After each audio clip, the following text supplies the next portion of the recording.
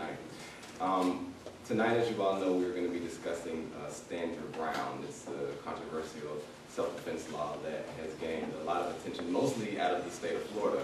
But I want you all to know that Stand Your Ground is a law that can be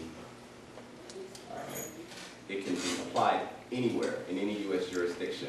And so my goal tonight is to make sure that we educate you all on Stand Your Ground, that you're appropriately educated on it, and that you don't get it from hearsay, or that you don't get it from rumors that you hear other people talking about. We want to make sure that you understand what it is from professionals. And so before we get into the panel discussion, as you all know, it is election season here in Calhoun County, and I see that we have a few elected officials as well as people who are actually running for public office. So if you are in any of those two categories, I would ask that you please stand and introduce yourself to the audience. My name is Austin Blond. I'm running for sheriff of Calhoun County. I'm David Reddick. I'm standing city council, but I'm also running for re-election of the Alabama Democratic Executive Committee. I'm running for re-election for that. I'm Ted Copeland. I'm running for the State House of Representatives, District 40, which includes Jacksonville here in Jacksonville State.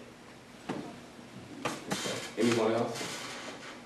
Any other elected officials or anyone who's a candidate for a position? Okay. All right. We thank you all. We welcome you all here as well. Before we get started, we're going to, as you all probably noticed up on our projection screen up here, we're going to be having some inspirational poetry. I wanted to start it off inspirationally because Stand Your Ground and violence and death and things like that, it could be a really tough topic to talk about. And so I want to make sure that we start off the right way and that we start off with a little bit of inspiration and something for the soul. So I would like to bring down to the front now a motivational speaker and spoken word artist here in the Northeast Alabama area, Mr. LaQuinton Lyrical Forte Ragland.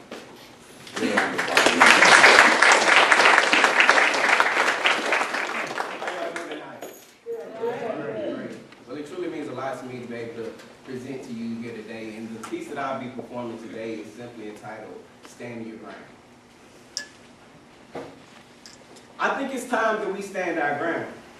See, there's this thing on the tip of my brain called a thought. Yes, it seems like our dreams have been filled up with false hope, sold by sellers who have mocked our endeavors. Therefore, it seems like our dreams we have fought. See, I think it's time that we stand our ground. I'm sorry, I'm a little nervous, y'all. Please bear with me. We start over. I think it's time that we stand our ground. See, there's this thing on the tip of my brain called a thought. See, it seems like our dreams have been filled up with false hope, sold by sellers who have mocked our endeavors. Therefore, it seems like our dreams have been false. See, I think it's time that we stand our ground.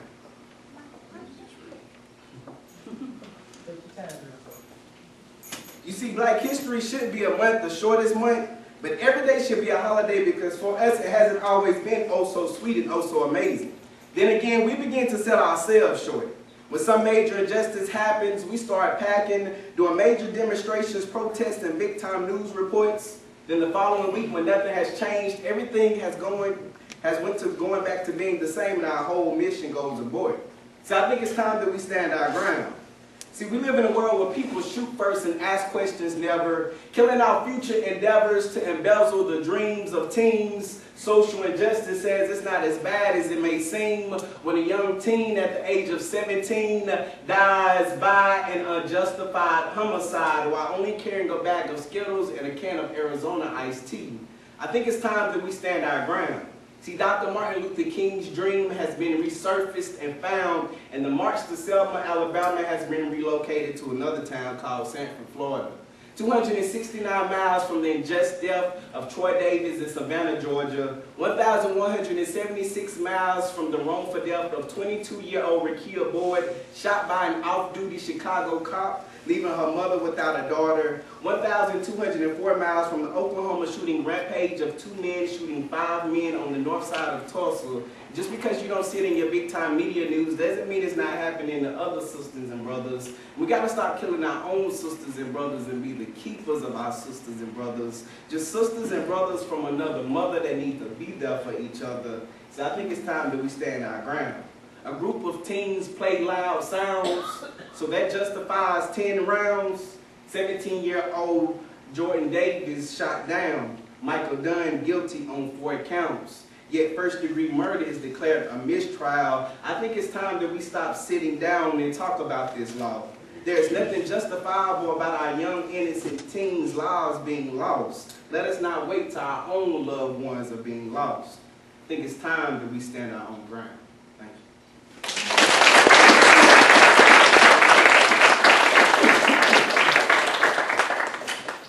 Thank you, Lyrical Forte.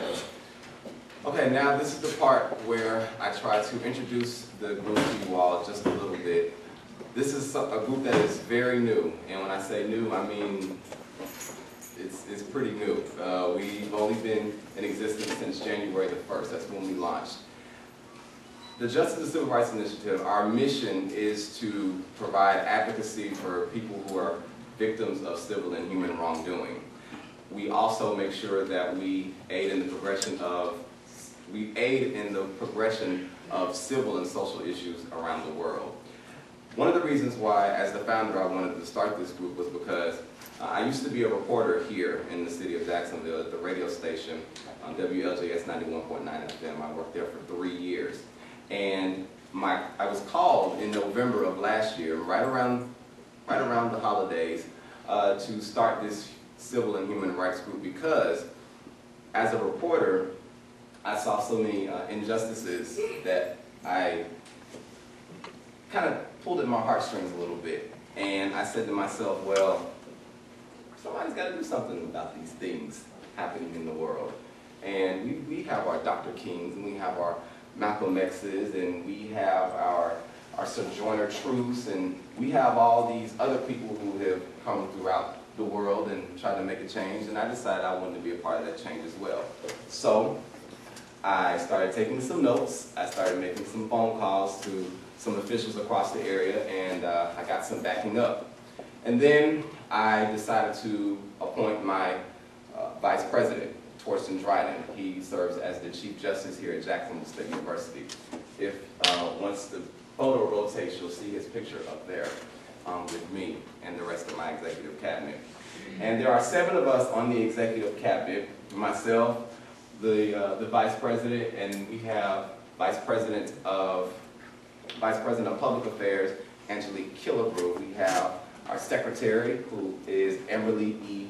Roberts. We have our Vice President of Risk Management, Colby Donner, and we have our treasurer, Mark Hunter. And we have our Vice President of Administration, Tyler Seuss. And those are the people that make up the Justice and Civil Rights Initiative. And our goal is to make sure that when we talk about civil and human rights, I want to make sure I make everyone very clear about something. Civil and human rights can affect anybody at any time for any reason at all. A lot of people, when they think about civil rights, they think of the African American civil rights movement, as in the 1950s and the 1960s and Jim Crow and segregation in the South. Those things are civil and human rights. They are. But I want people to know that any reason with anybody of any color can encounter a civil rights issue. We've investigated 9 cases, me and my executive cabinet. We've investigated 9 cases of civil and human rights issues from calls of people that have called us and that have wanted our assistance. 7 of those cases have been officially resolved, and 2 of those cases are pending. And they're pending only because we just received those calls within the past 5 to 7 days. And so we're still trying to work with those victims as well. And they've been a myriad of things. I had someone call one time saying that they were discriminated because they were transgender. Okay, it's not something we really think about every now and again, do we? I also had someone calling me to tell me that their house was, they unknowingly gave their house away to the state. So we worked with her and we helped her make sure that she was well within her rights to get her property back. And so it's all different kinds of things that we've dealt with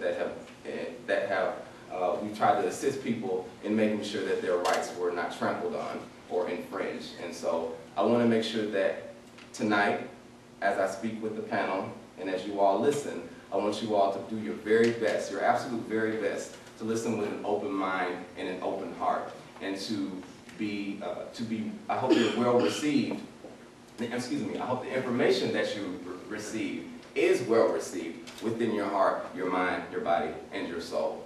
And so, without further ado, I'm going to go ahead and introduce our panel here. I ask that during the discussion with the panel that you please be very respectful of the panel. Try not to move around a whole lot. I understand, some people have to maybe get up and go to the restroom and take a phone call. That's quite all right. These dignitaries have taken time out of their precious schedules to be a part of this event this evening, so we ask that you please show them the utmost respect. They are going to be more than likely giving facts, and at some point in time they will probably be giving their opinions about something. We ask that you please be respectful of their opinions and not blurt out anything, and please do not do any type of carrying on whatsoever. So I'm going to go ahead and introduce the panel. Right here we have Ross McLaughlin. Ross McLaughlin is a police officer with the Capitol Police Department in Cleburne County. He is also a candidate for the Capitol County Sheriff's Office. Next to Mr. McLaughlin, we have Sean Giddy. Sean Giddy serves as the university's chief of police. And to his left, we have David E. Reddick. Mr. Reddick serves on the Anderson City Council for Ward 2.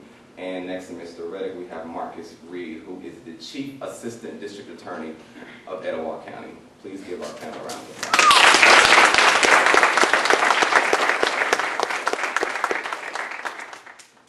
Okay.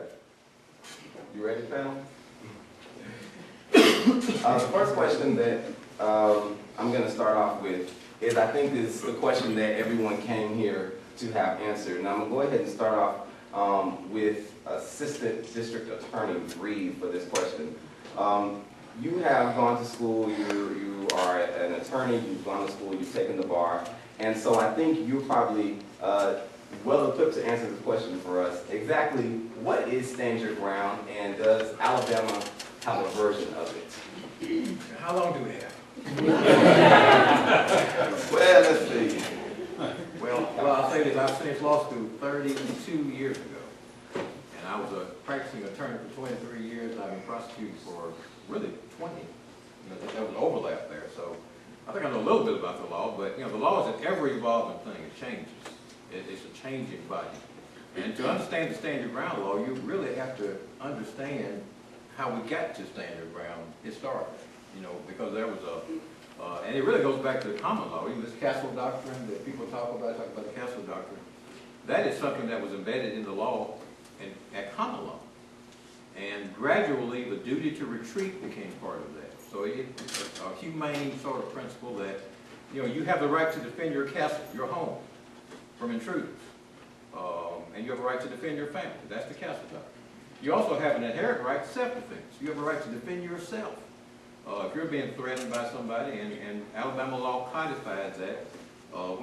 For years, I tried cases under the pre-existing self-defense law, which basically said if someone is attempting to physically assault you, you have a right to use reasonable force to defend yourself against imminent physical injury. And the same applied with deadly force. If a person is attacking you with deadly force, it's imminent, not in the future, somebody thinking about doing it, right now, you have a right to respond in a reasonable manner. But the pre-existing law also had a provision that said you have a duty to retreat. If I come up to you on the street and I try to attack you with a weapon, and you can safely retreat, under the pre-existing law, you had an obligation to retreat. Zimmerman would have had an obligation to retreat. He had a gun. He had an obligation to retreat under pre-existing law. But that did evolve, and there are a lot of sociological reasons for it, a lot of reasons you can give, a lot of reasons that are argued for it. But eventually, it comes to mind, I have to say this, that we've always, as a culture, had a disinclination for retreat. I think, you know, we culturally just don't like the idea that if somebody's attacking you, I gotta run. One of the last cases I tried as a criminal defense attorney was a self-defense case where my client shot and killed an unarmed man. But that unarmed man had been threatening him and chasing him all around town and telling him what he was going to do to him and his mama and everybody else. He got tired of it. And this fellow came up to him at a convenience store, threw a beer bottle down to the ground and came after him. He pulled out a .38 and put a bullet through his chest. And my argument to the jury was, how far did he have to run? How far do you expect him to run? How fast did he have to run? And that jury, 11 of them, voted to find him not guilty. One guy wanted to find him guilty of manslaughter. He shot and killed an unarmed man. So we've always culturally, I mean, it's always been a challenge from a prosecution standpoint to successfully prosecute somebody who has killed somebody who's threatening them, even if it's an unarmed person. But you throw into that a lot of other cultural issues, and we can talk, I'm sure we will talk about these issues as we go on. But to get back to the original question, I'm sorry. Stand your ground laws began to evolve across the country. And there are a lot of political reasons for it.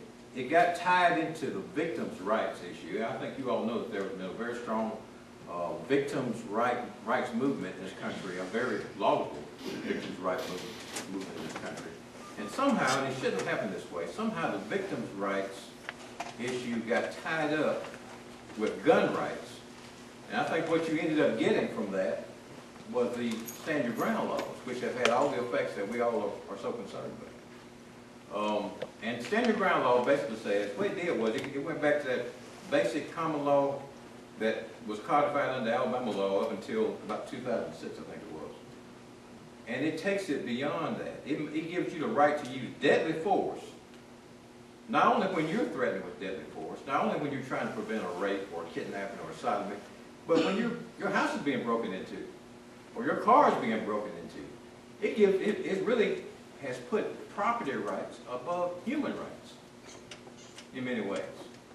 You have a right to defend your car, or your property, or your house, even if you're not threatened with imminent physical harm. You have a right to pull a gun and kill somebody. Now, that's what it is, basically, and it does two more major things on the Stand Your Ground law. It gives you the right to use, there is a presumption under the law that your use of deadly force is justifiable. A presumption. It basically puts it on us who are trying to prosecute these cases, a burden of trying to disprove that it happened. And how do you do that when your victim is dead? You got one version of what happened. The dead man can't speak. And the other thing it does, in Alabama does have a version of Stand Your Ground law. It's in there. You have a right to stand your ground. The other thing it does, and this is a huge problem, legally, it actually makes the person who uses that force immune from prosecution. You cannot be prosecuted. It's the only provision in the law in Alabama. Alabama has no procedural rule that allows you to have a case dismissed before trial. You can dismiss it at the close of the state's case. But to dismiss that case before it ever gets to a jury, you can do that under Stand Your Ground law. And it was done in St. Clair County on a case where a man killed a fellow on his property. That case was thrown out by the judge, never saw a jury. And it was upheld on appeal. So those are two major issues and two major concerns about the law. It does forge new ground. And it's something that, did I cover it all? And it moves it away from the home too. Exactly. The council doctrine is basically your house, your property. And Stand Your Ground is basically your personal space and kind of move it away from your property to wherever you are, anytime you're in imminent danger. That's absolutely true. I'm sorry, just before you. Well, yeah. Okay. Every time you pause and I speak, then you start to speak it. I'm a lawyer. Wait a second. Lawyer's talk. I want to switch gears here for a minute and talk about the politics of Stand Your Ground, because no matter what, any law that gets passed through the legislature, whether it be on the state level or the federal level or even on the city level, whether it's something as big as the Affordable Health Care Act, also known as Obamacare, or if it's something even as small as a city ordinance that says no wearing blue shirts on city streets past 10 o'clock p.m. no matter how big or how small a law is, every law that's passed has some type of political consequence. And when I say consequence, the word consequence doesn't necessarily always mean something bad. The word consequence simply means something that has happened as a result of something. That can be something good or that can be something bad. So every law that passes through legislature and it's signed into law, it has political consequences. So I want to turn this question over to David E. Reddick. Since you sit on the city council, I want to know what are some of the political consequences of standing your ground, and how has it affected the country politically, especially since the Trayvon Martin case and several other stand your ground cases that have become high profile since then?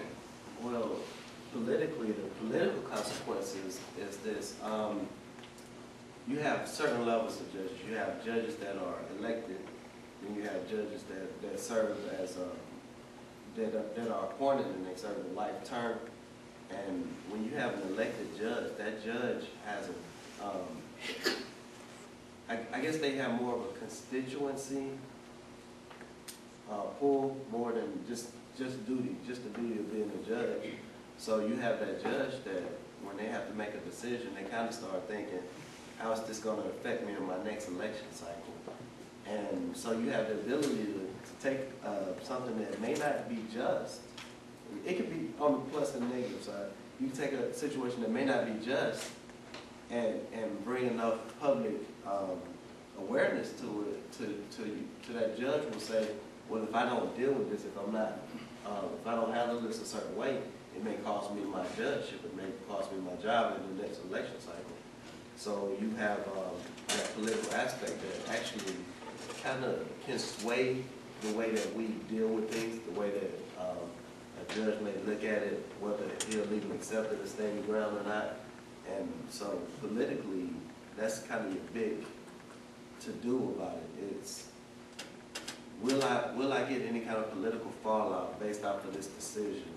And if so, how do I handle that? So, you know, you have times where, like in Trayvon's case, you know, the judge wasn't even going to see it. It wasn't, like the attorney said, it wasn't even going to make it to the light of day for a trial. But because of the political heat that was turned on to that judge, it actually saw a trial. You know, and that was actually groundbreaking because according to Stand Your Ground, if Stand Your Ground is accepted, it doesn't even make it to the courtroom. So that we have the ability through politics and involvement to actually force justice from the people. Like Dr. King used to say, the power of public opinion. And if we can make something, if you can make the public aware of something strong enough, you can sway the opinion of the judge, of the jury, of your politicians, of the lawmakers. You know, I use public opinion in what I do to just to get money put in education. You know, I have to make it a big PR campaign so that my counterparts would be afraid to vote against me raising money for education because they're afraid of the political fallout. So really, that's what it comes down to. When you have a judge that's an elected person, they have a duty as a judge, but they also have an obligation to their constituents. So I guess if you want justice and fairness, be a loud enough constituent to where that judge doesn't want to just ignore you and vote. You know, and the problem with elected judges is, you know, to run for office as a judge, you don't got to be good at what you do. You just got to be more popular than the next guy. So sometimes we get dummies on the judge stand. I don't. Make sure you say that. I didn't say that. I said, you get somebody on the judge stand that was more popular than the next guy, but can't tie their shoes, you know, if a mirror's in front of them. So we got to make sure that as a constituent, as a people that vote, these judges have, you know, God forbid you're ever in a situation where you have to stand your ground or you have to make a decision when it comes to either your life or the next person's life, you have to choose whether you want to live or you want to let that other person live, and then you have to go before a judge. You need to make sure when you cast your ballot that you vote for a judge that's going to understand that, you know, this person's life is in danger, and I understand, you know, their concept, not just a judge that's going to think, well, they're poor, so they don't matter. So it's up to us to make sure that we vote for the right kind of judges and make sure we hold them accountable. Do you think that politically, are people more so in favor of stand your ground, or are they more so against it? What's the political climate around the whole stand your ground issue? Do you find politicians nowadays saying, okay, yeah, we can have this in our state, or do you find politicians saying, no, we might need to get rid of this law? Or does it depend on where you live? Because if you notice, if you look at a map of where a lot of stand your ground laws are, they're right here in the southern part of the United States. So is it really about where you live as far as the political climate, excuse me, the political attitude towards stand your ground? I think yes. It's absolutely, it's the region you're in. If you're in Calhoun County, Alabama, you know, the majority of the people are gonna be more pro stand your ground. Why do you think that's the case? Because everybody's got a gun, you know, so you go to California, you know, most people are anti-gun, you shouldn't even have a gun in their opinion. So it becomes the mentality and the personality of that climate. It's that political climate that determines it. But at the same time, you got different levels of problems too, because then you got issues where, you know, you may be in a section, a region that has a lot of racial turmoil and racial injustice or racial, you know, inadequacies where you actually have, if you're black and you try to pull the stand your ground defense, it's not going to happen. And if you're white, you pretty much, anytime you do it, it's a stand your ground law passes, you got those kind of climates to where when you're in that situation, you got people that are really against it. But I think it comes down to having a better understanding of what the stand your ground law is. And when we talk about reform, doing the reform in a way that it makes sense if there's a reform. But I think we are opposed to what we hear because we hear the rhetoric, but we don't really, how many people truly have an understanding of the stand your ground law? How many people have actually gone on the internet and looked up the law and read it for themselves to see exactly what it means? Maybe that's a good time to find out. Raise your hand if you've actually gone online to study about stand your ground, if you've actually done research on it. Well, Councilman Reddick, you got your answer. Okay, now I'm going to switch over to the law enforcement side of all of this. As many of you know, in the case of Trayvon Martin, the reason why that Sanford Police, this was according to the former police chief Bill Lee. Bill Lee, that was the guy that was ousted from the Sanford Police Department as a result of the Trayvon Martin case. Well, the reason why Bill Lee says that he did not feel that George Zimmerman was properly arrested, as the world felt that he was not. The reason why he was not properly arrested because they said that it was a violation of his Fourth Amendment rights. How many of you all know what the Fourth Amendment says? Raise your hands. Okay. Well, I'm going to tell you what the Fourth Amendment says. The Fourth Amendment, in the case of George Zimmerman, it says it requires any warrant to be judicially sanctioned and supported by probable cause. The issue in the George Zimmerman trial, in the George Zimmerman case, was that they could not prove, or they did not have enough probable cause to rebut George Zimmerman's claims of self-defense, which was why he was not arrested until 40-some-odd days later. The only reason why that was the case was because Angela Corey, as you all know, she's the prosecutor that became famous around the world from the Trayvon Martin case.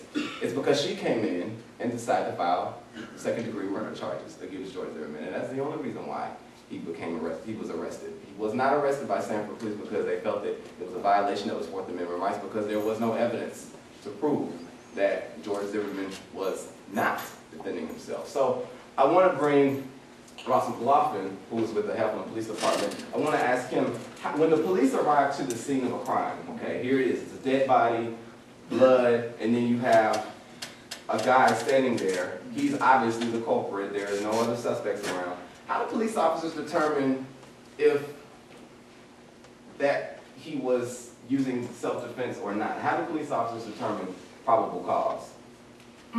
Probable cause, when you arrive on scene, can be determined by other witnesses if there's any somebody else around. It doesn't have to be a visual witness. A neighbor could have heard something. And in the case of Trayvon Martin, there was people in the apartment complex that heard various things that they tried to piece together. You've got little things like gunshot residue on the incident with Trayvon Martin and George Zimmerman. If he was as close as he said he would, there would have been some type of gunpowder residue on his clothing, on his skin, something, instead of, if it had shot him at a distance, that wouldn't have been there. There's little clues and indicators you can put together their own scene. If I shot him at a distance and I'm not wanted to use self-defense, I'm not going to have blood splatter on me. If I'm closer, it's more probable that I am. There's a lot of little things.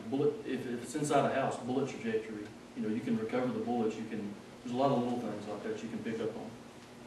So in other words, even with all the I guess, national outrage in that there was no arrest until 40 some odd days later, even then the police did not feel that there was enough probable cause Right. to arrest George. And it's something that he mentioned on a minute ago. He said there's a presumption of innocence. There is, but I'm going to say there's more presumption. You're innocent until proven guilty. If that was me in that situation, I can sit back and not say a thing. The prosecutors, the state, they have to prove that I don't have to prove I'm innocent. They have to prove I'm guilty. So if you don't have that Fourth Amendment you were talking about a minute ago, that probable cause or reasonable suspicion has to be supported by oath or affirmation. If I'm a police officer and it's not there, I can't make it happen. I'm not going to put my name on a report where I've insinuated something that's not true. You've got officer discretion on scene too. It doesn't necessarily mean he won't get arrested. It means we're going to look into it and see if we can find something later. You'll have evidence after the fact from autopsies, or sometimes after a situation like that.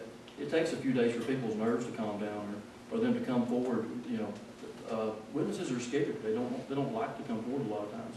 So after a couple of days, you may get something else to come forward, and you'll get that reasonable suspicion or probable cause that you can start building your case on. If it's not there, you can't make it. You can't make it happen. You can't make it so. Just like he said a minute ago, dead men can't tell you their side of the story. You're innocent until proven guilty. If your story doesn't match up, then you can start building on that reasonable suspicion. But initially, with no other witnesses, if his story pans out as far as bullet placement, the gunpowder residue, all those little indicators, those little clues, that's what you have to start building off of. So in other words, the issue with the Trayvon Martin case was that they know that there's a dead body here, and they know that they know the man. There's George Zimmerman was 27, 28 years old at the time. They know there's this grown man that had shot and killed him. But in other words, the police could not say whether it was murder or manslaughter or any of that. They had no idea what it was. Not having been there. I'm Not not having saying, yeah. Right. Like I said, that's not saying they totally thumbed their nose at it. That's just saying they didn't make the arrest then. You can always work a case later.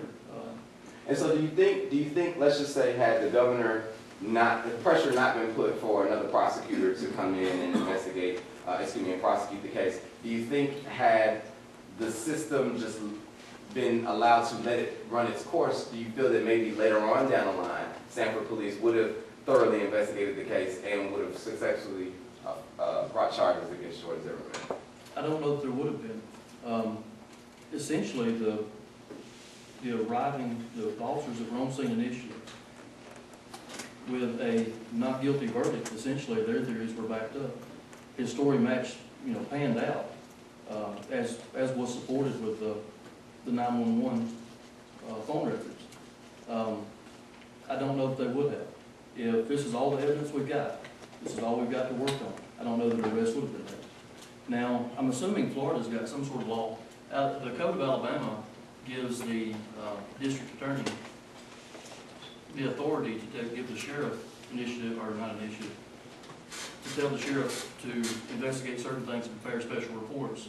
So the district attorney could have stepped in himself if Florida has that same law. And I'm not familiar with Florida law at all, but Alabama doesn't do it. Am I correct? Yeah, there is one other wrinkle too. I'm not, as I mentioned a while ago, another problem with the stand your ground law is the officer, the shooter is effectively given immunity from prosecution. You actually cannot charge him or prosecute him if he basically makes out a case for self-defense. So I think that was one of the reasons why there was a delay also. And in some states, I'm not sure if Florida does or not, but in some jurisdictions, the officer is actually civilly liable.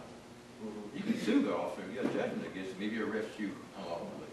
So I mean, it's for understandable reasons, they were being very careful about bringing up charges.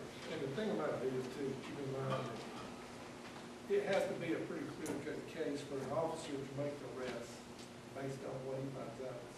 Otherwise, if it's questionable, he's gonna take it before the district attorney and let them issue the warrants, and then he's not gonna be liable. He just serves. In regards to police response to a crime scene, picture this scenario. Screaming woman, 911 call, police arrive at the scene. It's obviously some type of domestic dispute. I want to be able to discuss with everyone the domestic violence side of Stand Your Ground, because I speak especially for a lot of the women in here. Many women have concerns that if they are in an abusive relationship and their life is in danger and they stab or shoot their partner, that they could go to jail for trying to stand their ground. I want you all to hear this story for a minute.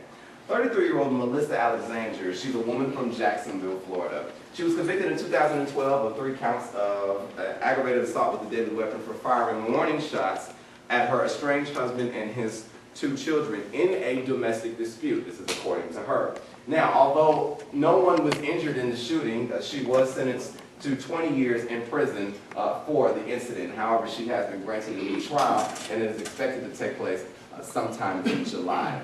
Now, obviously, I know that that's not a case here in Alabama, and it's not a case that you can comment on because that's something that's being dealt with in the state of Florida. But how does a police officer respond to a domestic dispute if a woman has called and said, my husband was trying to kill me, so I shot and I killed him first?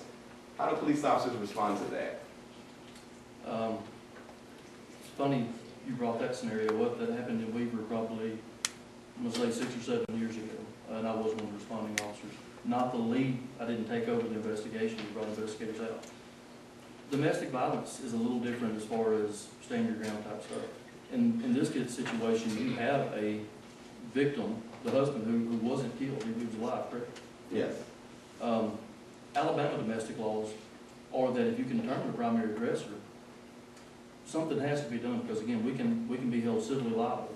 If I fail to take action, I leave and say, hey, y'all calm down, I don't want to have to come back out here again tonight. If I leave and that escalates further and the person gets harmed or killed, I can be held civilly liable. If I show up on that case, I'm going to have my victim. She shot at me. And I asked her, she says, yeah, I shot at him, he was chasing me or whatever. I don't know that he was chasing her, but it has been proven. She said, yes, I shot at him. To me, that's going to be my primary aggressor initially. I'm going to take the burden off of me, and I'm going to let the judge decide that later. Any panel want to comment on that? Well, under domestic violence in Alabama law, the officer is required to make an arrest if he sees evidence. It actually says if you can't determine the primary aggressor, you need not, or if you can determine the primary aggressor, the officer need not arrest both parties, but if you do, you've got to take action. I actually had a situation, a case I'm trying to help somebody with now, where the girl, her boyfriend, her child's father, was actually, she had a, what's it called? She had a restraining order on her. He forced his way into the house, started beating her up. She grabbed a gun and tried to shoot, but the gun jammed. And he took it from her, and he tried to shoot her with the gun, and it jammed also. And they actually arrested her for having the gun and attempting, but it's really, she should have been covered under Stand Your Ground, because he broke into her house. He had a warrant, she had he had been arrested for it before, but she was the one on trial for pulling the weapon, which actually was his gun. It just so happened to be in the house. And, now she's facing jail time because of it. And, she happened to be African American. I'm wondering if she was white, would she still be facing, the same charges, or would she be covered under Stand Your Ground? Chief Kitty, you want to respond? Well, I just wanted to say that, make sure everybody understood too, that domestic violence, you can arrest one or both. In other words, if you see clearly these two people right here got into it, and she's saying he assaulted me, but he has a bunch of injuries and marks on him, well then, she's going to jail. And she's not, she doesn't have any injuries. There's times when you arrest both, and the thing to keep in mind, the law goes further, and like it does on other laws. And once you arrest somebody for domestic violence, it's mandatory. They have to stay in jail 12 hours before they can even make one. And that is set up that way to give the other party the opportunity. It should be a cool down period for the one arrested, the aggressor, and then it gives the other party time to vacate, or make other arrangements. In order to, I guess, successfully get away from. Separate themselves so that there will be no further escalation. In the situation I was talking about, there was an active protection from abuse order in place. Now, she had gotten on him. Most PFAs are good for after you need to get them extended. Soon after she got it and it was served, they reconciled the differences, moved back in together, and they had not done away with that PFA. There was an active PFA against her, and I didn't say to him that he was chasing her with a ball bat. She did make contact with Willie, he did not die, but she was found not guilty from it. There was a PFA in order, and he was chasing her. And it's a case-by-case scenario. You've got to determine whether you're justified in using that deadly force.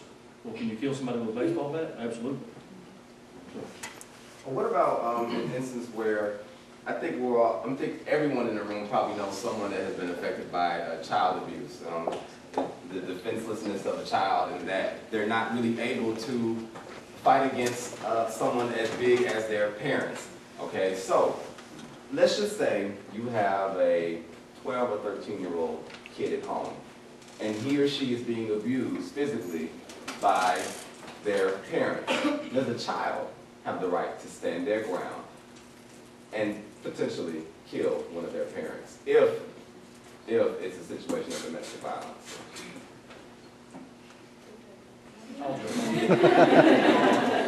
it's going to have to be a pretty severe case. It's legal in Alabama for parents to use corporal punishment on their children. It's legal to whip them within the boundaries. Now, if we get there and they've been whipped with a lamp or this computer, things are different. That's outside of normal parameters.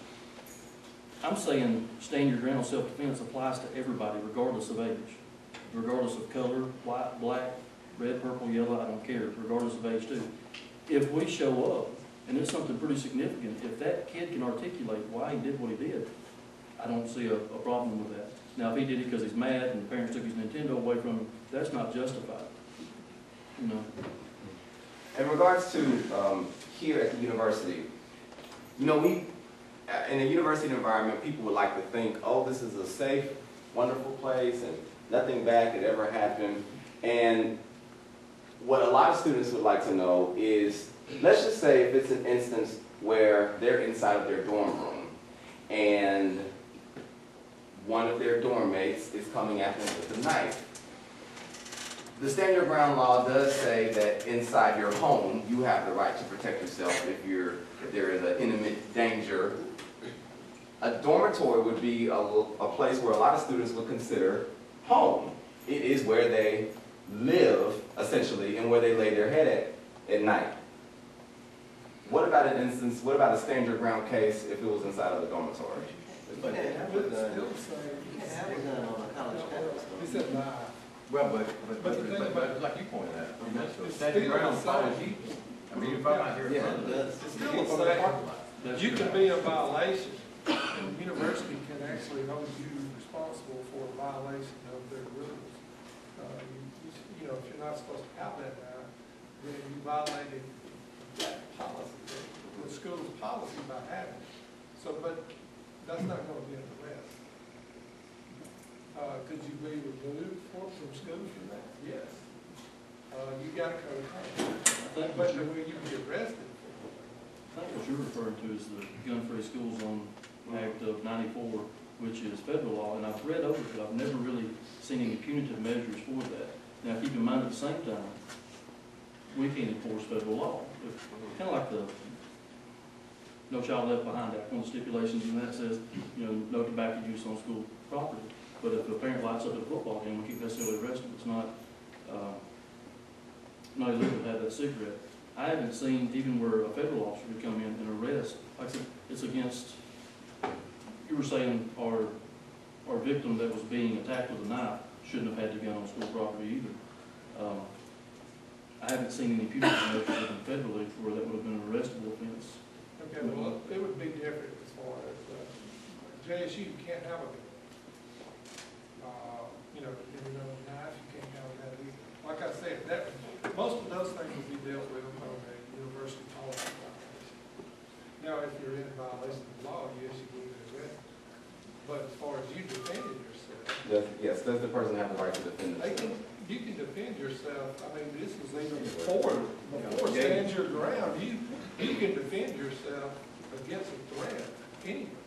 What if you're in a public vicinity? Let's take it a little further. If you're in a public vicinity such as the cafeteria, and someone that you've been having some problems with for a while decides they want to come approach you, grab you by the head and start beating your head on the floor, does that person have the right to stand their ground and execute whatever force necessary to remove that person from them, even in a public place at the They university? have to do it lawfully. That's what you got to look at. In other words, the one that did the first attack is committing a crime. So that's unlawful. They can defend themselves against someone unlawfully attacking them. And it really doesn't matter where it is. There's nothing in the law that Now, says what somebody you, got to be. you got to keep in mind is you got to look at how you do it. Are you justified in doing it? The degree of the attack, everything's a case-by-case scenario. Yeah. Just like I said a minute ago with the ball bat, let's take that, let's change it from a ball, well, let's leave it a ball bat. You've got a weightlifter, he's 6'6", 350 pounds, great big arms, he comes at you with a ball bat, he's got the physical capability of killing you with that ball bat. Now, we've determined that ball bat could be a deadly weapon. 98-year-old grandmother comes at you with that same ball bat, you're gonna have a hard time explaining yourself why you did what you did. It's a case-by-case scenario. And that's what I wanted to ask, it depends on where it is. I mean, do you feel like, as I understand it, I'm no expert, I haven't taken the bar. I had to say that before I said this. Yeah. But, as I understand it, it's, if you feel like death or personal Reasonable. injury or, Mhm. reasonable. apprehension of death So, or serious. It depends on where this person coming after you. How are you in fear of your life? Do you feel like this guy's gonna kill you? Or do you feel like this guy might beat you up? And at the end of you might get a beat down, but you don't think the guy gonna kill you, you might bloody your nose. But, I mean, it depends on, where you going with it. I mean, if the guy's been messing with you around campus all the time, he might trip you or push you down the stairs or something like that. That's bullying. That's not attempted murder, so would the stand your ground even be a part of that discussion? In your Well, that's question, excessive. you put it specifically in the cafeteria, and I think you're trying to direct it, do you have the right to do it there? No. Don't lump it in the Castle Doctrine 100%. Right. It doesn't have to be in your house, you've got the right to defend yourself. Whether, if you're merely existing, being you, you've got the right to go throughout your day without being assaulted. And if so, you can use a reasonable amount of force to get yourself out of that situation, whatever that may be. And that's the big key, is the reasonable amount of force. If you're wanting to fight, you'll have the right to shoot you. Or if you, Basically, or 12 people going to find what you did reasonable. you tell a judge asks you, why'd you shoot this man? He said, well, he pushed me. Does that authorize legal force? Not necessarily. But you also have to interject what I said a few minutes ago about the cultural factor. Now, what all y'all said is absolutely correct on the law. But if you're in front of a jury and you're trying a case where you've got a guy who's, the case I gave, jurors are going to think, just everyday folks are going to think, well, I don't think you ought to have to run all over town chasing you. You're not going to chase me all over town. At some point, I'm going to protect myself. I'm not going to take a beat down, and the jury's probably not going to find me. The best way I've heard the Castle Doctrine explained, somebody told me, a dog won't even let another dog run around his own yard. Yeah, that's right. You can occupy your space and be you without having to be, without somebody else violating your rights.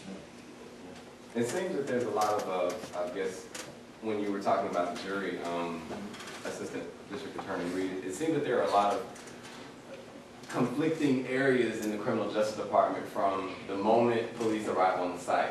You have the police and their handling of the situation, then you have the DA's office and their handling of the situation, and then you have the judge and his handling of the situation in the vicinity of his or her courtroom, and then you have the jury. So you have all these people deciding the fate of one person, and unfortunately none of them were there to see any of the actions take place, but yet all these different people are deciding what happens to that person. How does that make it difficult for people to really understand what stand your ground is when you have all these different facets of the criminal justice system making these decisions? Well, people, jurors are people. Jurors are people who live in the community, they live their lives, they bring all their collective experiences, their lifetime experiences with them to that seat in that jury box. And that's one of the things that makes this issue so complex and so difficult for a lot of us to deal with. You have a culture right now where there are a lot of people in our communities, black and white, who feel basically besieged. They feel like, you know, they don't feel really safe outside their homes, they don't feel necessarily safe walking the streets, and they bring all that with them to a jury box. And you get into a situation where there's some sort of cultural red flag, some sort of red flag go up, and they associate it with something in their experience. You know, and some of y'all aren't gonna like this, but I'm gonna say it. You know, I go to homicide scenes. I go to, I'm there when suspects are interrogated. I'm there when folks are laid out and covered up in body bags. And I've seen too many dead young black men with thug-like tattoos, with bullets. Some of y'all might have on your cell phone right now a screensaver that's bullets. Some of you might have these little pistol things on your key rings. I'm not saying y'all do, but I've seen a lot of them. I even saw my daughter with a screensaver that had bullets on it. I told her, take it off. But I mean, we have cultural issues going on where a certain lifestyle is glamorized in our communities. And there are some people who take it too far. And they end up either on a slab or in prison because of it. And, you know, there are folks who are dealing with that every day in their everyday lives. Older people in our communities, you know, all across this country are dealing with it. And when they come in that jury box and they see certain things, or red flags to them, they think, how would I feel if I had a gun and this person's coming up to me on the street? What are they going to do to me? And those are the people we have to deal with in the jury box. And that's why you end up with a case where you're trying to self-defense case and you got somebody who's killed somebody and somebody who maybe has done anything like that before in the past. And they've got an antagonist on the other side who's bringing his issues and maybe threatening them and that sort of thing. They bring all that. See, the judge makes a decision as to the law. The judge tells the jury what the law is. But that jury decides how to apply that law to those facts. And they're going to bring their experiences with it. And if they're living in a house in a neighborhood that's changed and people are breaking in their homes and people and they don't feel safe outside on their own streets, they can't divorce themselves from that. And that experience comes to it. And that stand your ground factors into it. You know, because all these cases that we've given so much attention to in the past, where folks have taken it too far, the excuse is always going to be, I felt threatened because I saw him as the other. The other. Somebody other than me, somebody different than me, somebody threatening to me. And there will be some folks in that jury who might connect with that. So, I mean, this process is imperfect. Well, I bring my experiences, and all of us bring our experiences to it, and we do the best we can. And that's something you always have. You always have that human element that's going to be in there. I actually like law and reading cases and stuff like that. I think the law is a beautiful thing, but you can't divorce that from the human element, because, like in the case of Trayvon and the woman, what was her name? Marissa Alexander. You know, that's the same prosecutor. Same prosecutor. And it's interesting what a lot of people said about the Marissa Alexander and the George Zimmerman case. It's the same prosecutor that prosecuted the case, Angela Corey. She went so hard to try to prosecute George Zimmerman, but the shoe kind of came on the other foot for Marissa Alexander. Why do you all think that was the case? It's that human element. Like you said, you have your own prejudice inside of you, and And like Mr. Reed was saying, Attorney Reed was saying, you may have, somebody could have broken your house last week and now you sitting on the jury stand, and this kid who have no priors or anything else, he's the enemy to you. Or you could have been raised in that kind of environment to where, there's elements of society where, and it's not right, but, sometimes whites feel threatened by blacks. Sometimes blacks feel threatened by whites. And, sometimes we're physically intimidated by these people, and they're not psychologically intimidating people, but sometimes you have the human element, that prejudice, that internal prejudice that we don't divorce ourselves from when we make a decision on how to impact the rest of someone's life, how to impact how the rest of that person's life is going to be, how to impact their freedom, whether or not they get to see their kids or raise their kids again. There's a case in, I think it was in Florida, where a guy who was 6 years in the Air Force was outside the club. He got jumped. He had his pistol on him, and this group of people went to attack him, and he pulled out his pistol and didn't shoot anybody. He shot to get everybody away from him, but a bullet fragment hit someone's leg, and they gave him 20 years for discharging his weapon. He didn't get to use the stand your ground. He attempted, he didn't get to use stand your ground for that. And this Air Force military person with no priors or anything else, now he has a daughter and a wife at home that don't have a father, and they don't have that military income or anything else, because the guy was protecting himself. He didn't shoot anybody. He shot at the ground, but the bullet fragment is on, and he's doing 20 years to life for trying to protect himself, because the judge decided that wouldn't qualify for staying around. So you have that human element, that self-prejudice that we haven't learned how to divorce ourselves from when we're making decisions on something. And two, you gotta look at the manner in which that force was used too. I can see maybe some situations, the state chief Giddy here, he can, and he's intimidated. None of y'all have seen him stand up. Look, he's like 7.5 foot tall.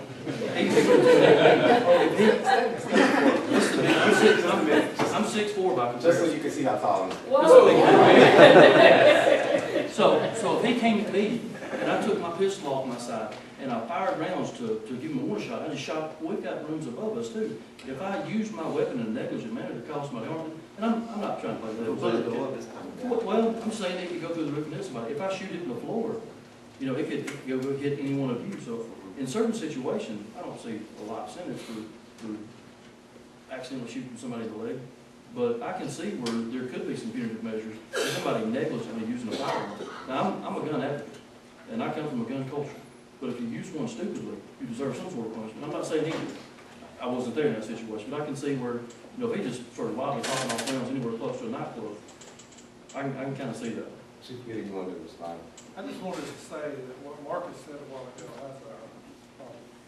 is true, and it has things that we don't think about every day. How many kept up with all the House bills that have been voted on and everything going on?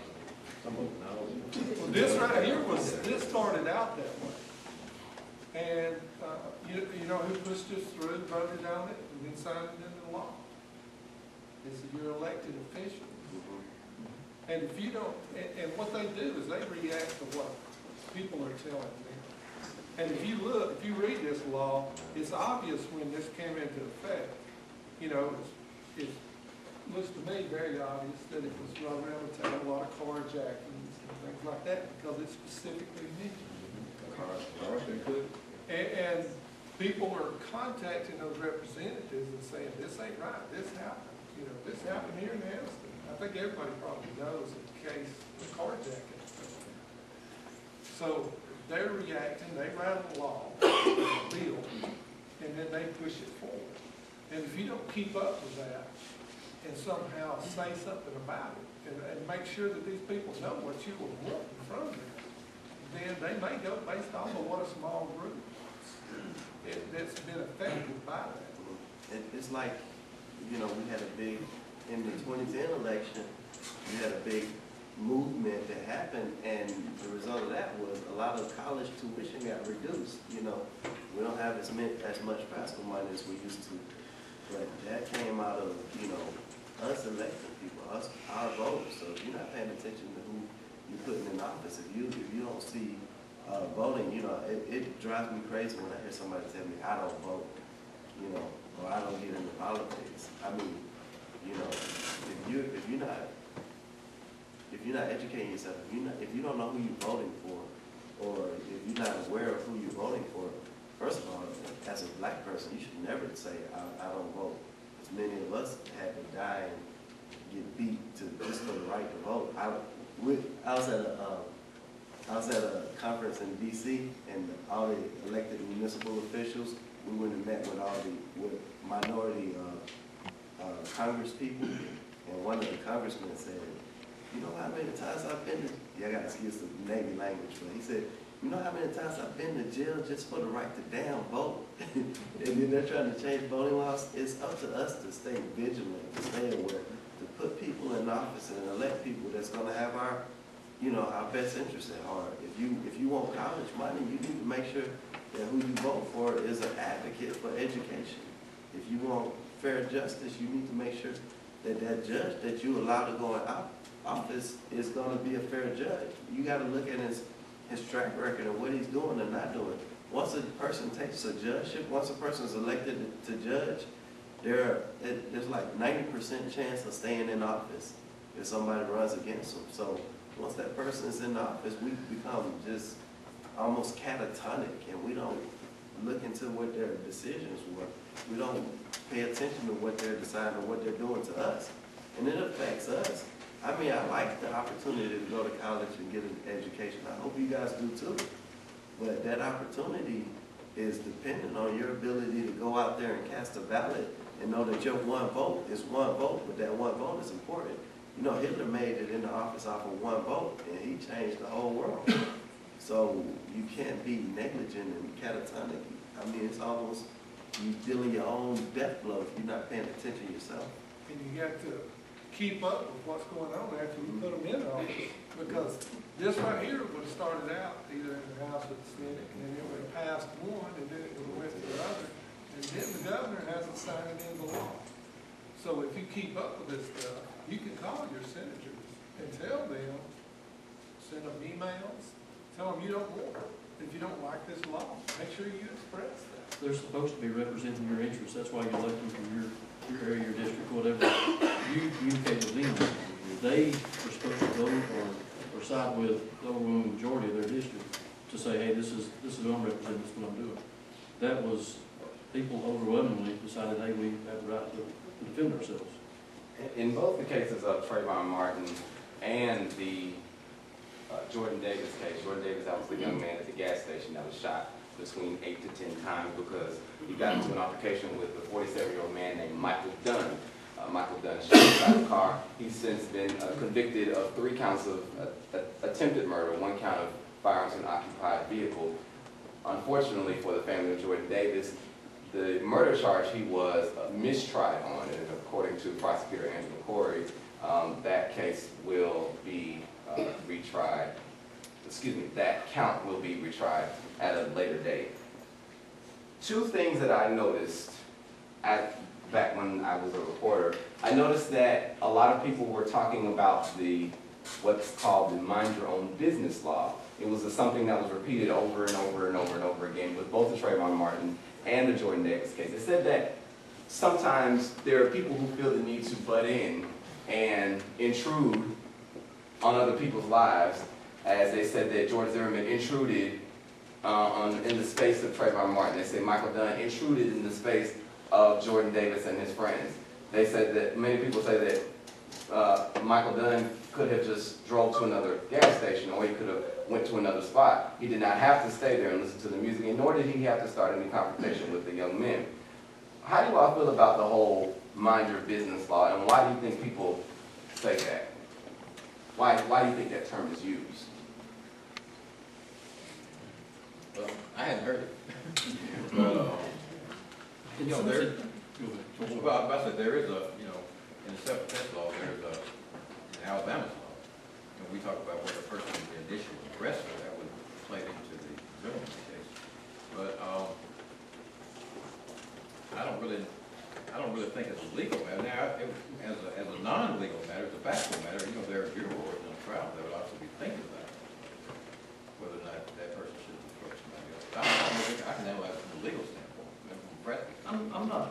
100% for a blanket statement of mind your own business to the laws, but because we've got a duty to help our fellow man too. You know, if I see something going where, I want to pick on Alex Ference for a minute and Teddy Copeland because I know them. If I see Alex pull his gun and point it at Teddy's head, and it's unwarranted, but I don't know them in this scenario. I can't just let a murder take place. You know, I can see where I would step in and at least try to stop it. Or if there's a domestic violence situation, I can see where as trying to be a good person, you can step in and say, hey, you know, stop, and then take it from there. So, I mean. Well, and the scenario, I'm sorry, the scenario that you gave between Mr. Copeland and Mr. Ference, that was a situation in which a violent encounter was taking place and someone's life was in danger.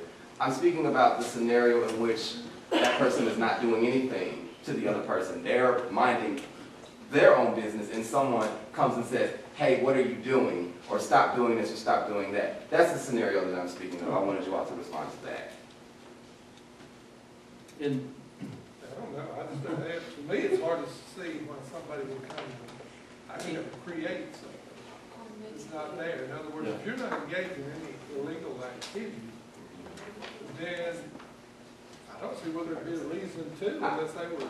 I heard, oh, by the way, I was going to let you all know, there is a question and answer session at the end of this that was in the flyer, and I'm going to grant that to you all in the next 5 minutes or so. I think that's the case of, parents should have booked your Well, I'm trying to tie to that case, you know, is what we're all trying to bring it back to.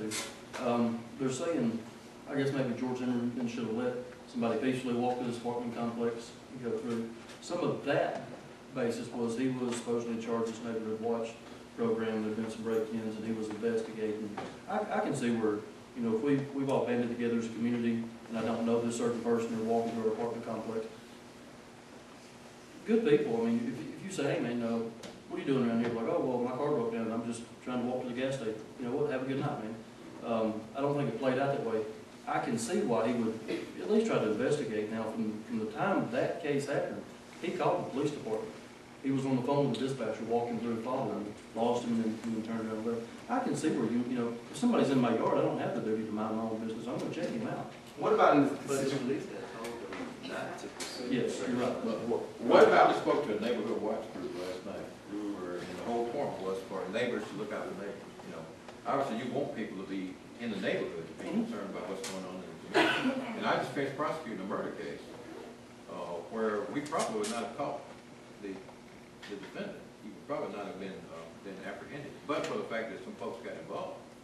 And they call in and tell what they saw, so we want people involved.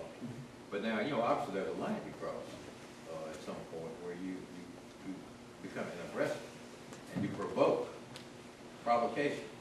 And that obviously can lead to a situation that you don't want. Well, what about in the situation in the that Florida movie theater where the two men got into the altercation because the man said that he was texting, the man said that he was distracted by the man's texting in front of him. The reports say that the man that was killed was texting his 3-year-old daughter's babysitter to make sure that his daughter was okay. In a confrontation like that, you're inside a movie theater, there are plenty of seats. A movie theater is probably as big, if not bigger, than this room that we're in right now. Why could that police officer, that retired police officer who was so disturbed and distracted by the text messaging, did he have the right to move somewhere else in a case, in a situation like that? Because most people probably say, well, he didn't have to start a confrontation with this man. He did not have to get out his gun and shoot him. I believe if you look at the surveillance video of what it was that the victim had thrown at the suspect, it looks like a box of popcorn. And so, why do you think that he felt the need to stand his ground inside of a large space where he had every opportunity to remove himself from the situation? I say anybody can really justify that situation. I think maybe as Americans, we're kind of cocky by nature. We're egotistical. We don't want to be walked on. You know, our parents tell us when we're going through school, you better not start a fight, but you better finish it, that kind of thing. That situation was not, anybody ever heard that before? That situation was not warranted at all. That was his ego letting him get the better of him, and he wasn't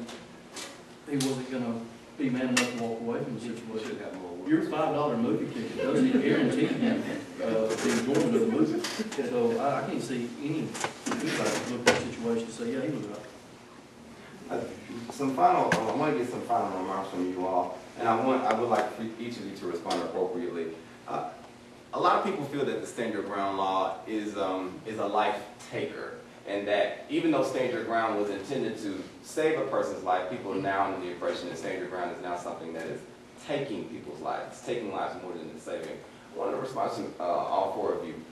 How can people not only make themselves more aware of Stand Your Ground, but how can more lives be saved and not unnecessarily taken as a result of Stand Your Ground?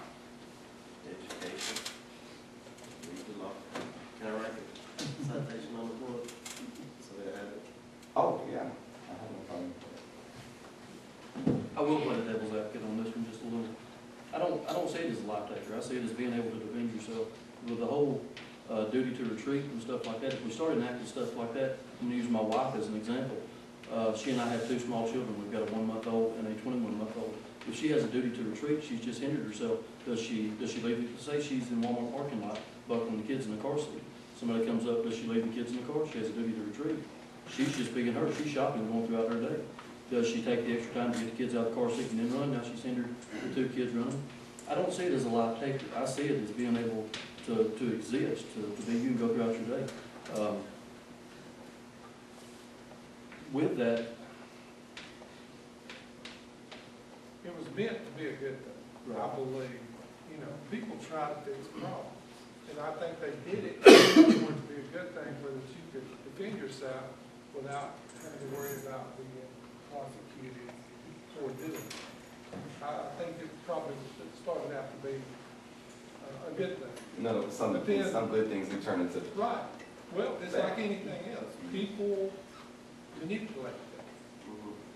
And that, and at the same time, the person that's gonna manipulate, that's still probably gonna be the if there's type of one, person who is going to use that when it's not needed. there's one thing you can get from it, know that every case isn't a lethal force situation. In law enforcement, we have what's called a use of force continuum. It's a list of steps you take leading up to deadly force. Deadly force is the last option you get. It starts out with officer presence. Generally, when we show up, people go, crap, the cops are here, and they all calm down. The next step up is force commands. Hey, stop doing that. If that doesn't work, soft emptying, and you move up. Just because somebody may get confrontational with you doesn't necessarily mean every case is a lethal force situation.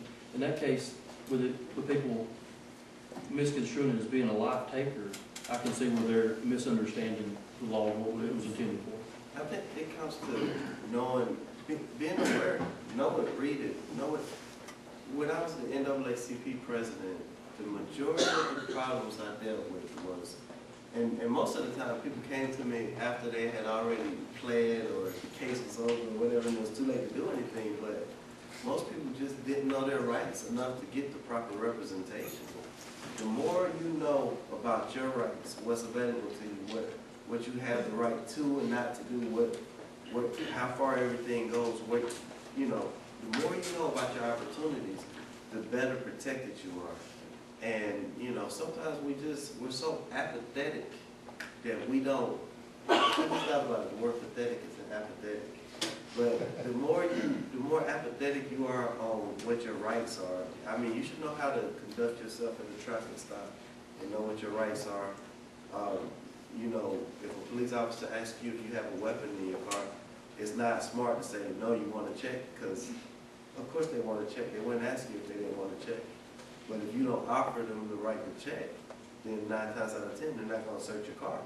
But it goes from that all the way up to stand your ground. Know what your rights are, what you have the right to do and not to do. Know where you're supposed to be protected from. And life is a lot better, you know. Be careful when he says know what your rights are. You can read this. This law is not that long. I'm sure everybody is familiar with immigration.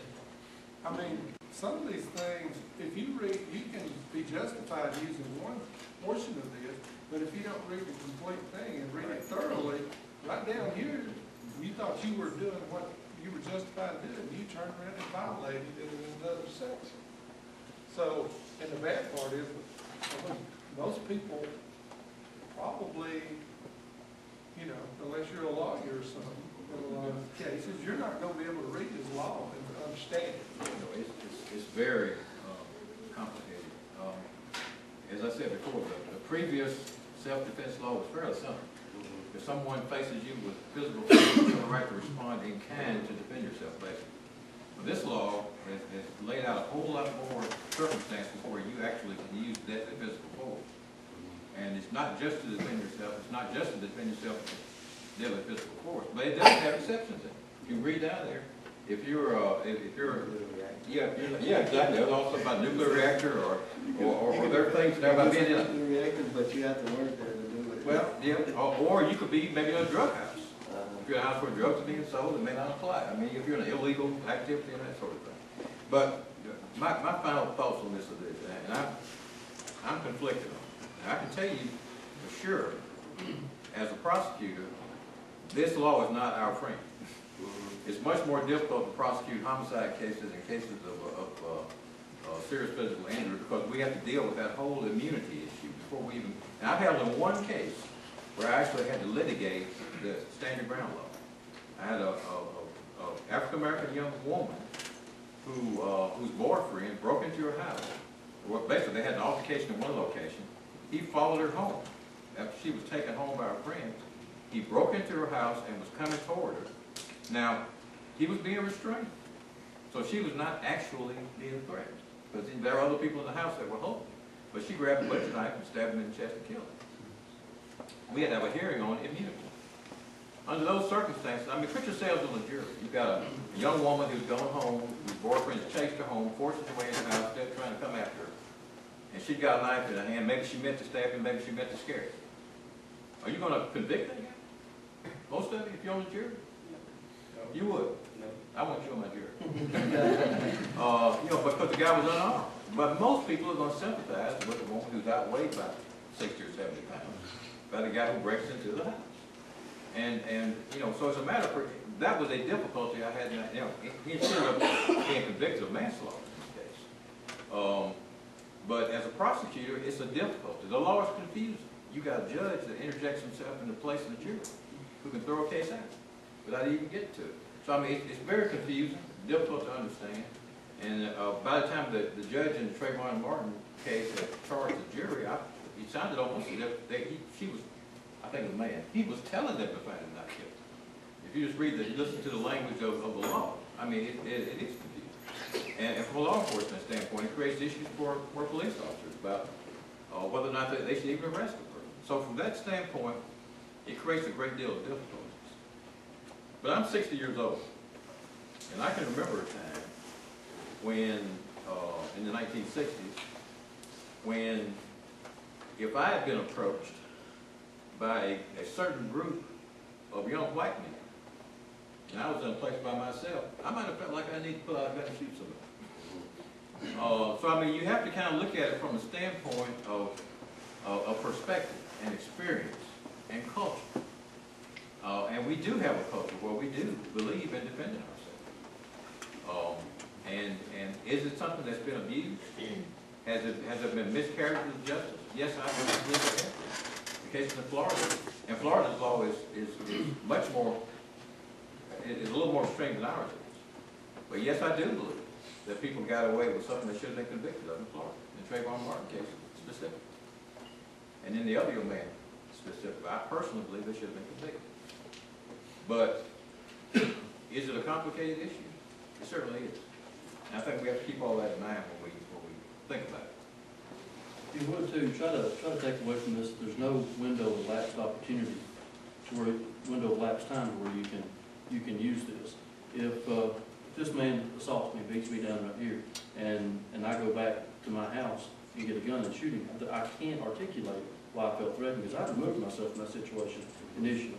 I deal with this a lot with juveniles with fights, and parents get involved all the time. They say, "Oh, my son was just defending himself." Not 3 periods later in the school day when him and 3 of his friends came back, they're letting their egos get in the way. If he beats me down and then I see him walking down the street and I shoot him out my kitchen window, I'm not gonna be able to say I was defending myself. I wasn't standing my ground at that point. Can I give our panel a round of applause?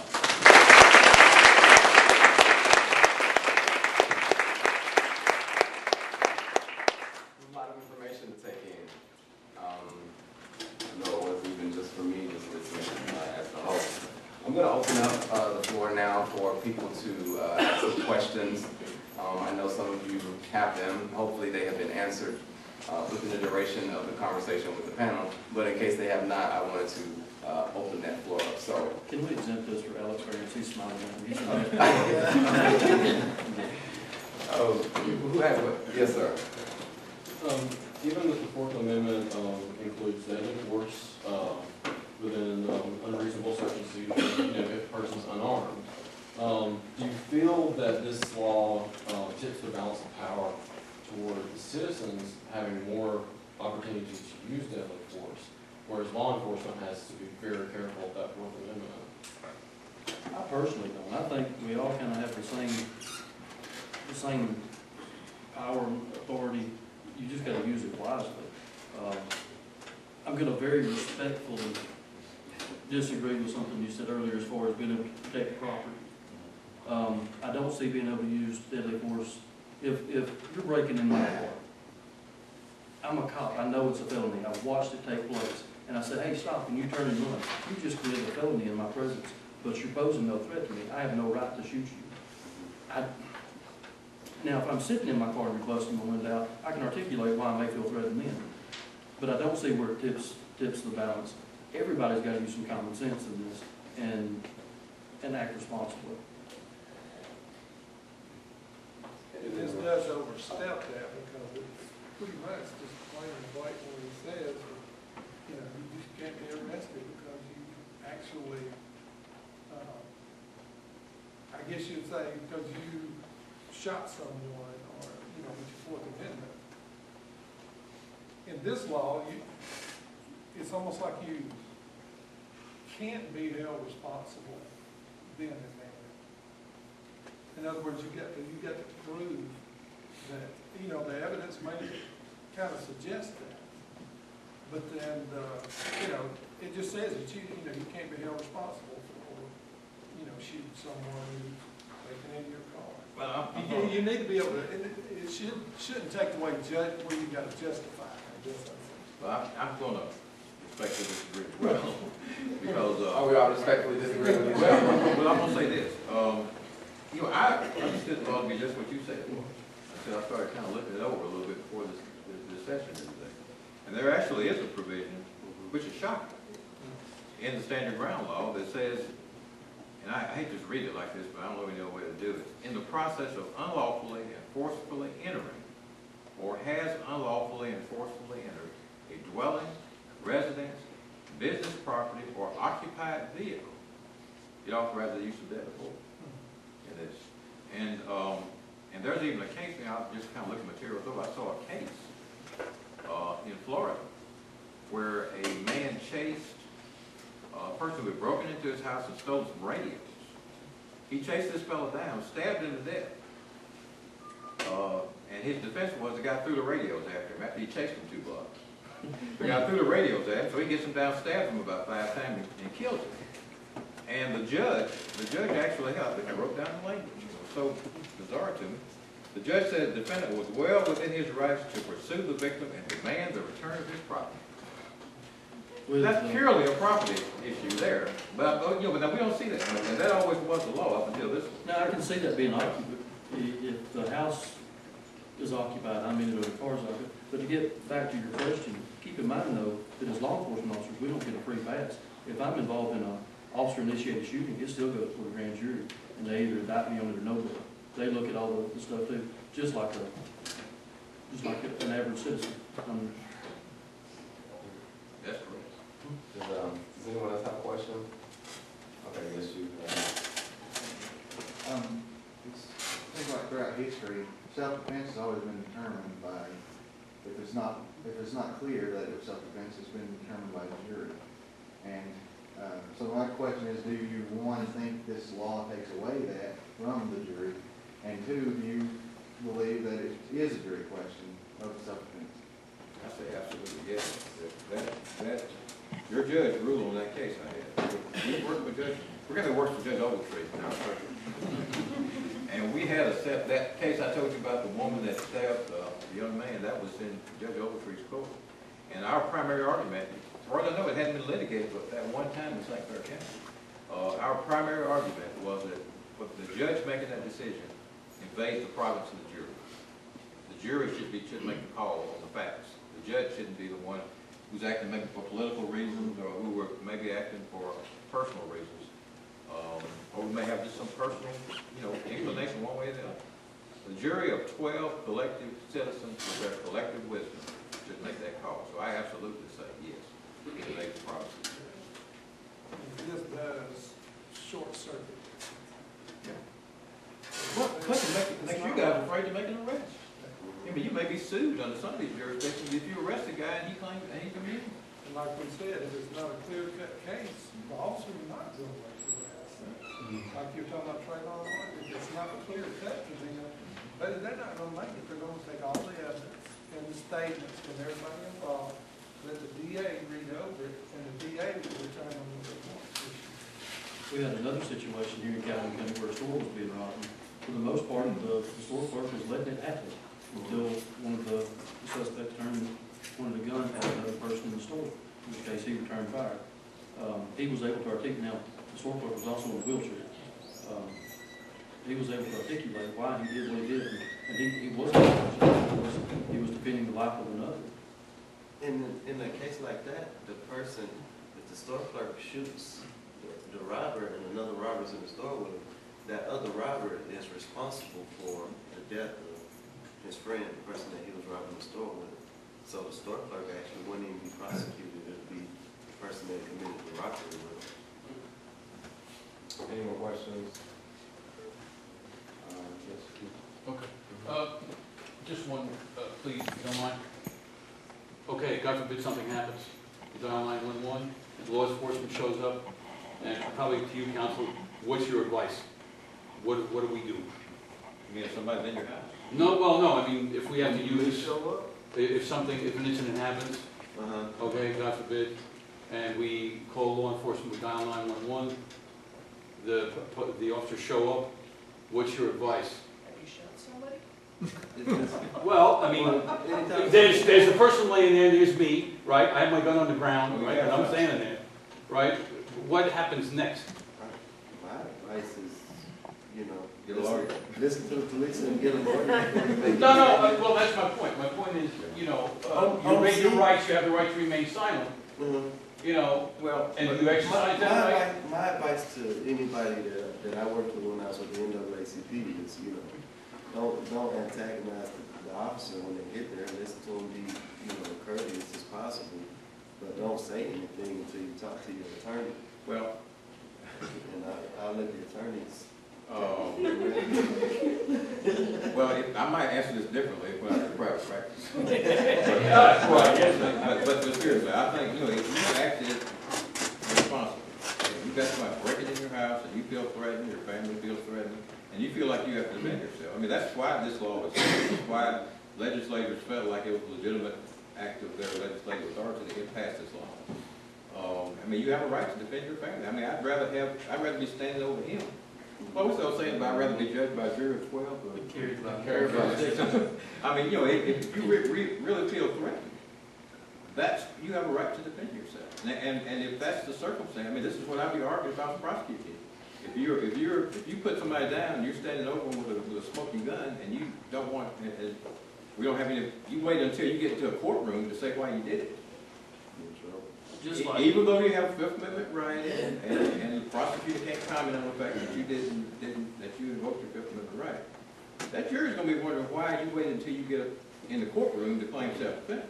I mean, you may not be charged at all if they know all the facts. Now give them a private practice answer. Yeah. on the Because I've additional, heard It depends on what he did. I think the first thing, my advice is when the police get there, put the gun down. on the additional You know, responsibility. That's good advice. You may be on the ground next. On the additional response by law enforcement, I know be directed towards him, I'm just trying to interject a little bit. I will say be cooperative. If you're within your rights, you know, you can tell them, you've got the right to remain silent. Now, I'm an officer, I show up on scene, there's a man laying dead on the floor, and I've got the resident of the house sitting there not saying a thing because that's his right not to talk to me. I can articulate why I may think that a murder happened. And just like we explained a minute ago, that has to be supported by oath or affirmation. I'll put my name on that one. I showed up, there was a dead man, this guy was not cooperative, something happened, you know. You may get let off in court, you know, but the initial response, I'm gonna say be cooperative.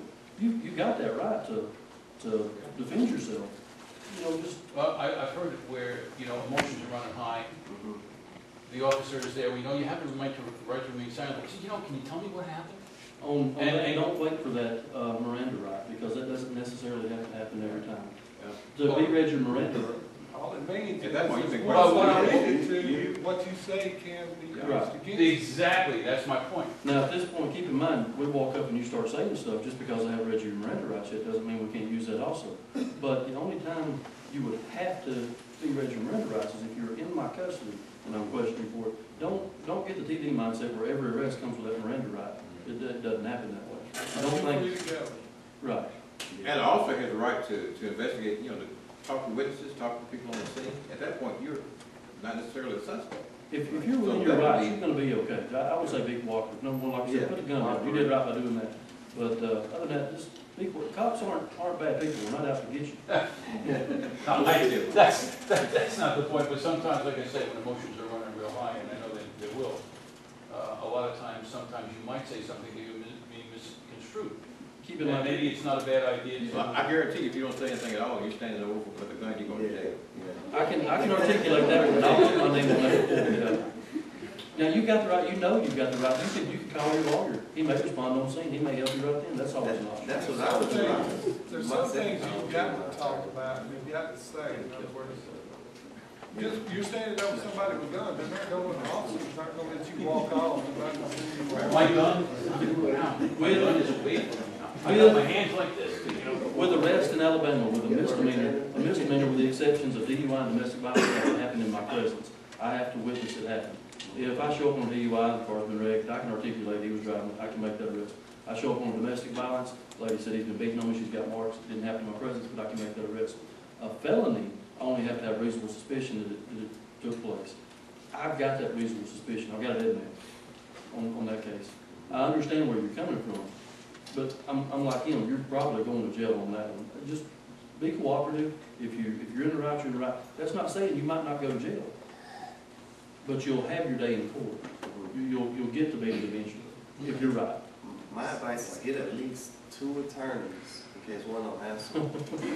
Car, Well, yeah. on speed dial, I mean, and like you say, this gets convoluted and confusing. and get that car when you see him, and ask him around, say, who's the best at this, just from time to time. Even though you said you put the gun down, I'm still gonna be able to put 2 and 2 together, and I'm gonna explain to the judge, I showed up on scene, he was the only one there was a gun, there was a dead man, he wouldn't say anything.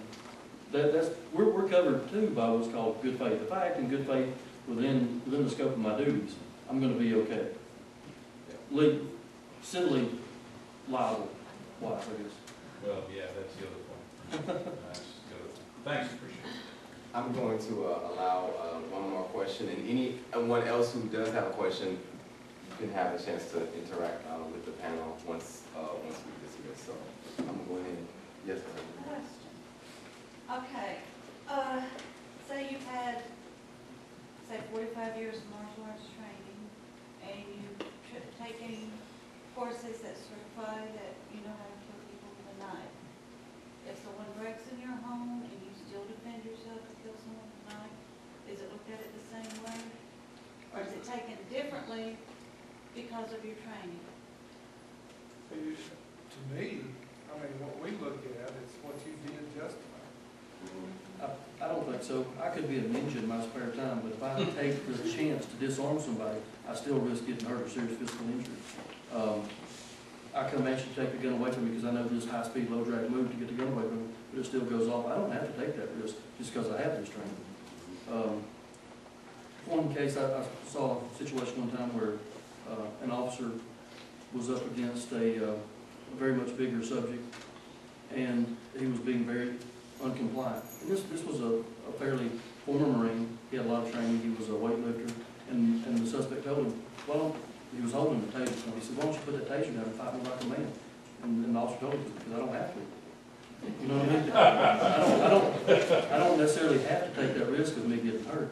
If you've got all that training, I still think you can do whatever you need to do without taking unnecessary risk. So if I break down, they're not gonna take, it's gonna be looked at as just if someone. I think if you're justified, And you're look justified. at whether your action is justified. Yeah, if you're justified, you're justified. Based on all the facts and circumstances, I mean, you consider all the circumstances, and what you could reasonably perceive, what you saw. The lawyer's ability to articulate that. Well, he's got a lot of faith. Please give our panel another round of applause.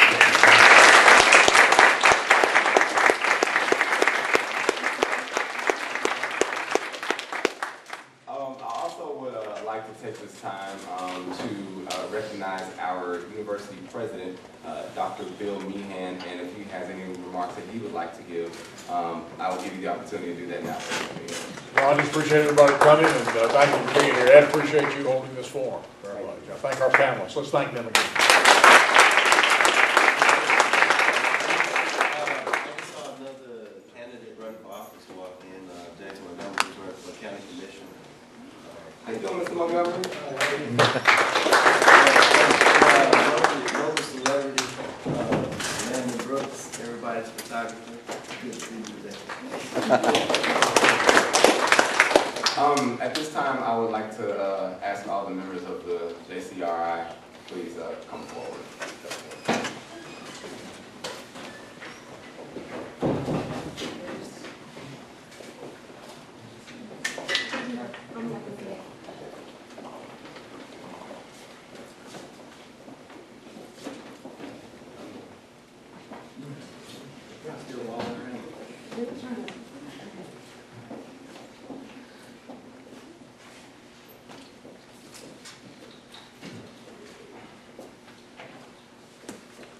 Y'all look good.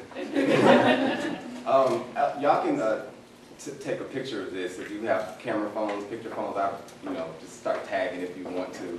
This is a really nice picture. I would really like for somebody to get it. I just first of all would like to say to each and every one of you, thank you so much for your dedication and your service to this organization. It has meant the world to me that you all have decided to take time out of your schedules to be a part of this.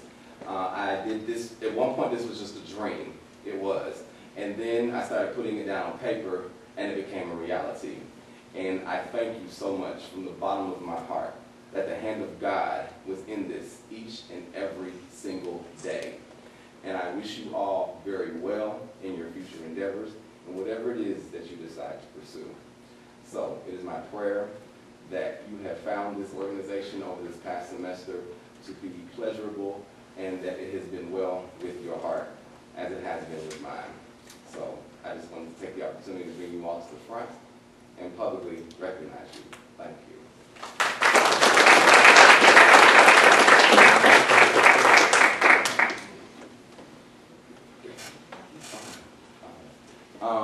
Did anyone need to take a picture of the group before they sit down? Okay, thank you. If there are no other remarks from any other elected officials or anyone else running for office in the room, I don't want to miss you. Okay. I thank you all so much for taking the time to come out here. No, it's not. Oh, you're speaking to Landon, okay. Thank you all so much for coming out here. If you all would like to interact with the panel, for if you needed a question to ask them, they're right here for you. God bless and good night. Also, get some food on the way out. Y'all need to take a picture of the panel before y'all.